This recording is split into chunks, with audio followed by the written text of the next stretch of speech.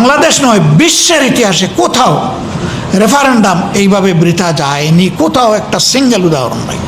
তার মানে কি আবার গুম হবে? তার মানে কি আবার নতুন করে আয়নাঘর গড়ে তোলা হবে?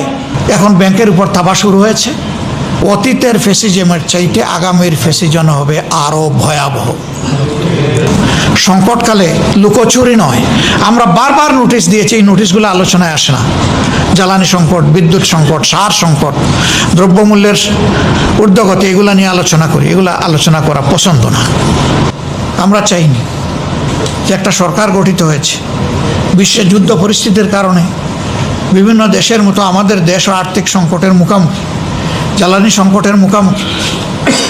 আমরা আন্দোলন সংগ্রামের দিকে যাব, এতে জনদুর্ভোগ বাড়বে, আমরা এটা চাইনি। কিন্তু আমাদেরকে যখন সংসদে ন্যায্য বিষয়ে কথা বলতেই দেওয়া হবে না, তখন আমাদের জায়গা তাকে হ্রাস পাবে। কারণ আমরা জনগণের দায়িত্ব নিয়ে তো সেখানে ঢুকেছি, জনগণকে কথা দিয়েছি, সেই কথাগুলোর বাস্তবায়ন হচ্ছে না, কথা বলতে দেওয়া হচ্ছে না। এখন তাহলে যেখানে স্পিকারের পারমিশন লাগে না সেখানেই আমাদেরকে কথা বলতে হবে। আবার আপনারা দেখেছেন এত বড় এজেন্ডাগুলো আসছে একটা একটা করে, যেখানে আমাদের নোট অফ ডিসেন্ট প্রথমে আমাদেরকে সময় দেওয়া হলো 2 মিনিট। আমার অনুরোধে বাড়িয়ে বাড়িয়ে করা হলো প্রথম জনকে 6 মিনিট। তারপরে আমি দাঁড়ালাম, আমি বললাম যে যদি ডিবেট হতে হয়, পার্লামেন্টারিয়ান ডিবেট, 2 মিনিটে কোনো ডিবেট হয় না। 2 মিনিটে কমেন্ট পাস করা যায়। এই সাবজেক্টটা কি, কেন, এর গুরুত্ব কি, কোথায় আমরা যেতে চাই, এটা বলতে হলে মাননীয় স্পিকার এই 2 মিনিটে হবে না। তিনি বললেন আমি তো 6 মিনিট দিয়েছি, ঠিক আছে আর একটু সময় বাড়িয়ে দেবো। আমি বললাম আপনি পর্যাপ্ত সময় আমাদেরকেও দেন, ওনাদেরকেও দেন, আমাদের কোনো আপত্তি নেই। তখন তিনি বাড়িয়ে এটা 10 মিনিট করলেন। একজনকে শুধু 15 মিনিট সময় দেওয়া হয়েছে, বাকিদের জন্য 10 মিনিট। আর ট্রেজারি বেঞ্চ থেকে যারা দাঁড়িয়েছেন তারা এক কিংবা একাধিক ব্যক্তি আনলিমিটেড টাইম কথা বলেছেন। এগুলো আপনারা দেখেছেন মিডিয়ার মাধ্যমে। আমাদের সমস্যা হলো আমাদের যুক্তিগুলো যখন তুলে ধরার পরে ওনারা শেষ বক্তব্য রাখে, তখন ওনারা ভুল তথ্য উপাত্ত যখন দেয়, সেইটার প্রতিবাদ করার জায়গাটা আমাদের থাকে না। আরেকটা সংকট আমাদের জন্য। তবে হ্যাঁ, আমরা বুঝি এই দেশের জনগণ সতর্ক। কারো বাপ হারিয়েছে, কারো ছেলে হারিয়েছে, কারো বাবা হারিয়েছে, কারো ভাই হারিয়েছে। তারা দেখছে কে কি করছেন আর কে কি বলছেন। জনগণের সামনে সব পরিষ্কার। আমরা জনগণের এজেন্ডা নিয়ে এখন জনগণের সাথে কাজ করি। সংসদেও আমরা যখনই সুযোগ পাব আমরা ন্যায্য কথাগুলো জনগণের বলতেই থাকব। সম্মানিত ভাইয়েরা, যে জিনিসগুলা অগ্রাহ্য অমান্য করা হলো, প্রথমত 70 এর মতো মানুষের রায়কে অগ্রাহ্য করে কার্যত জনগণকে অপমান করা হয়েছে। বাংলাদেশ নয়, বিশ্বের ইতিহাসে কোথাও রেফারেন্ডাম এইভাবে বৃথা যায়নি, কোথাও একটা সিঙ্গেল উদাহরণ নেই। বাংলাদেশের 4টা রেফারেন্ডাম, এটা চতুর্থ। প্রথমটাও বিএনপির হাতে, প্রথমটাও সংবিধানে ছিল না। জিয়াউর রহমান সাহেব প্রথম যে গণভোট করেন, শেষটাও সংবিধানে ছিল না। ওইটা যদি জায়েজ হয় তাইলে এটা না জায়েজ হবে কেন? হ্যাঁ, এটা মনের মতো হয় না, এই জন্য এটা না জায়েজ। এখন আবার এটা ফ্যাক্টাম ভ্যালিড। সম্মানিত দেশবাসী, এরপরে আপনারা দেখলেন যে গুরুত্বপূর্ণ কতগুলো সংস্কার যেগুলো অধ্যাদেশ আকারে এসেছিল, তার মধ্যে ছিল দুদককে রিশাফল করে দুদকের অ্যাপয়েন্টমেন্টটা পলিটিক্যাল ইনফ্লুয়েন্স থেকে বাইরে নিয়ে এসে উপযুক্ত দক্ষ নিরপেক্ষ লোককে সেখানে বসানো। দিলেন ওনারা আটকে, এটা তুললেনই না। এরপরে মানবাধিকার, এখানে একটু হালকা পাতলা আলোচনা করে এটাকে জোর করে পাশ করে নিয়ে গেলেন। পুলিশ সংস্কার কমিশন, আপনারা জানেন পুলিশে অনেক সংস্কার প্রয়োজন। স্বয়ং পুলিশ ও পুলিশের হাতে বিভিন্নভাবে বিভিন্ন ক্ষেত্রে তারা বৈষম্যের শিকার। এই সবগুলা জিনিস ছিল সেখানে, এইটা নিষেধ। গুম কমিশন, গুম প্রতিরোধ, আলোচনায় আসা হলো না। আরে এই গুমের শিকার লোকেরাই তো সংসদে এখন সদস্য হয়ে এসেছে। কেউ 8.5 বছর আর কেউ 4 মাস, এরকম লোকেরা এখানে আছে। আবার গুমের শিকার পরিবারের সদস্যরা এখানে নির্বাচিত হয়ে এসেছে। আশ্চর্য ব্যাপার। জোর করে এটাও ফেলে দেওয়া হলো, এটাও হবে না। তার মানে কি আবার গুম হবে? তার মানে কি আবার নতুন করে আয়নাঘর গড়ে তোলা হবে? সেই বার্তাই তো দিচ্ছে এখন এই বিষয়গুলো। এরপরে ব্যাংক সংস্কার এর জন্য ব্যাংক রেজুলেশন, এই যে ব্যাংক থেকে লাখ লাখ কোটি টাকা লুণ্ঠন হয়ে বিদেশে পাচার হয়ে গেল, এগুলাকে আইনের আওতায় এনে উদ্ধার করা এবং শাস্তি নিশ্চিত করার জন্য অধ্যাদেশ ছিল, সেইটা টেকিয়ে দেওয়া হলো।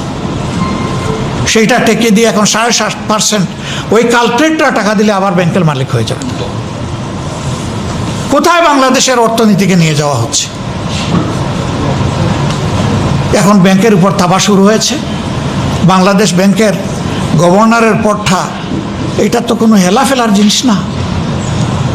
ইনি কোনো সাধারণ মানুষ না, তিনি সেন্ট্রাল ব্যাংকের কাস্টোডিয়ান, অভিভাবক। তিনি ওখানে গিয়ে অপদস্থ হলেন। আগে তাকে কোনো কিছু বলাও হলো না, তাকে এবং তার অ্যাডভাইজারকে অপদস্থ করে বাংলাদেশ ব্যাংক থেকে বের করে দেওয়া হলো। এবং সেখানে রাজনৈতিক অভ্যুত্থান হলো, কু হলো। একজন ঋণ খেলাফিকে মাত্র 3 মাস আগে রিশিডিউল করে 2% দিয়ে তাকে আবার ঋণ রিশিডিউল করে তাকে বানানো হলো বাংলাদেশ ব্যাংকের গভর্নর, যার সর্বোচ্চ অভিজ্ঞতা হলো তিনি একটা গার্মেন্টস ফ্যাক্টরির এমডি। দুনিয়ার কোনো জায়গায় তামসা জাতির সাথে করা হয়েছে বলে আমাদের জানা নেই। এখন আস্তে আস্তে তফসিলি বাণিজ্যিক ব্যাংকগুলোর দিকে এখন কালো হাত বাড়ানো হচ্ছে। আমরা দেশবাসীকে বলবো, সতর্ক হন। এই ব্যাংকের মালিক দেশবাসী, কোনো দল নয়। সবাইকে পাহারাদারের ভূমিকা পালন করতে হবে, গর্জে উঠতে হবে। আপনার আমানত আপনাকে রক্ষা করতে হবে। আমরা আপনাদের সাথে আছি। প্রিয় দেশবাসী, তারপরে আমরা কি দেখলাম? বিচার বিভাগকে রাজনৈতিক প্রভাবাধীন রেখে যত সব অবিচার করা হয়েছে, জুডিশিয়াল কিলিং করা হয়েছে, মানুষকে ডিফেম করা হয়েছে। স্বয়ংের ভিকটিম প্রয়াত সাবেক প্রধানমন্ত্রী বিএনপি চেয়ারপারসন বেগম খালেদা জিয়া হয়েছেন, আমাদের নেতৃবৃন্দ হয়েছেন, অনেকেই হয়েছেন। সীমাহীন মানুষ এই অবিচারের শিকার হয়েছে। সেই জায়গায় স্বাধীন বিচারালয়ের আলাদা সচিবালয় হবে, এইটা টেকিয়ে দেওয়া হলো। অলরেডি এটা উদ্বোধন হয়ে গেছে। সাবেক প্রধান বিচারপতি ডক্টর সৈয়দ রিফাত আহমদ এটা উদ্বোধন করে গেছে, সেইটা টেকিয়ে দেওয়া হলো। তার মানে বিচারকে আর স্বাধীনভাবে চলতে দেওয়া হবে না। আগের সেই ফেসিবাদী কায়দায় এখন ডিকটেশনের আন্ডারে বিচার চালানো হবে। বিচারক বলবে আপনি দাঁড়িয়ে যাবেন, আপনাকে আমি বসিয়ে দিব, আর মানুষ বুঝবে যে সুষ্ঠু বিচার হচ্ছে। এই বোঝাপড়ার মধ্য দিয়ে মানুষকে হত্যা করা হবে, যাবজ্জীবন শাস্তি দেওয়া হবে, বেজ্জত করা হবে, সম্পদ লুণ্ঠন করা হবে, লুণ্ঠিত সম্পদকে লুণ্ঠনকারীর জন্য হালাল করে দেওয়া হবে। সেই বিচার তো চায় না। বরঞ্চ 24-এর মূল স্লোগান ছিল উই ওয়ান্ট জাস্টিস। আমরা ন্যায় বিচার সর্বক্ষেত্রে চাই, বৈষম্য থেকে বের হতে চাই। সেই জায়গায় এটাকেও তারা জবাই করলেন। এরপরে উচ্চ আদালতের বিচারক নিয়োগ, সেখানে একটা নিরপেক্ষ বোর্ডে এটা করবে, সেই রকম অধ্যাদেশ জারি হলো, ঠেকাই দিলেন। এখানেও দলীয় প্রভাব। তো দলীয় ভিত্তিতে যখন বিচারক তৈরি হবে, তখন বিচারপতি খায়রুল হক তৈরি হবে, বিচারপতি শামসুদ্দিন মানিক তৈরি হবে, শপথবদ্ধ রাজনীতিবিদ বিচারপতি এনায়েতুর রহিম তৈরি হবে। ওইটাই হলো দলীয় ভিত্তিতে বিচারক নিয়োগের কুফল। সেই কুফল তো আপনারাও বুক করলেন, আমরাও বুক করলাম। আবার কেন সেই পুরানা সংস্কৃতিতে ফিরে যাব? এই সবগুলা যখন বিদ্যমান থাকবে, পিএসসি গঠনের ঠিক একই কথা, সেটাও ঠেকাই দেওয়া হলো। এগুলা যখন বিদ্যমান থাকবে, আমরা আশঙ্কা করছি অতীতের ফ্যাসিজমের চাইতে আগামীর ফ্যাসিজম হবে আরও ভয়াবহ। এই জন্যে আমরা বলতে বাধ্য হয়েছি, যেদিন গণভোটের গণরায়কে অস্বীকার করা হয়েছে, সেদিন থেকেই নূতন ফ্যাসিজমের যাত্রা শুরু হয়েছে। গণতন্ত্রের মূল্যবোধিত হচ্ছে মানুষের অধিকাংশের রায়কে সম্মান করা, আর এখানে অধিকাংশের রায়কে করা হলো অপমান। সম্মানিত ভাইয়েরা, এর পাশাপাশি আমরা দেখছি এখন আমরা বিশ্ব পরিস্থিতির শিকার এবং আমাদের নিজের অপকর্মের শিকার। যুদ্ধ পরিস্থিতির কারণে জ্বালানি সংকট দেখা দিয়েছে। এখানে কিলোমিটারের পর কিলোমিটার লাইন কেন গাড়ি আর মোটরসাইকেলের? মানুষ কি শখে গিয়ে সেখানে দাঁড়ায়? এখন নতুন বয়ান তৈরি করা হচ্ছে, কালকে থেকে দেখলাম যে আসলে তেলের সংকট নাই, তবে কিছু লোক বারবার তেল নিয়ে এটা মজুত করে চোরাই পথে বিক্রি করছে। এটাও আপনাদের ব্যর্থতা এবং ভুক্তভোগী জনগণের মরার উপরে খাড়ার ঘা। একদিকে কষ্ট করে ঘন্টার পর ঘন্টা হাঁপাতে হাঁপাতে তেল পাচ্ছে, আরেকদিকে তাদেরকে তেল চুর বানাচ্ছে। এই চুর কারা? জনগণ কি জানে না? কার বাসঘর, কার গোয়ালঘর থেকে এখন তেলের ড্রাম উদ্ধার হচ্ছে, জনগণ এগুলো জানে না? বুদুর পিন্ডি বুদুর গাড়ে আবার মানুষকে অপমান। এইটার কারণে জ্বালানি সংকট নাই, অথচ লোডশেডিং এখন মিনিমাম 6 ঘন্টা, ম্যাক্সিমাম 10 ঘন্টা। এটা হইল ঘোষিত, আর অঘোষিত কতটা সেটা বলা যাবে না।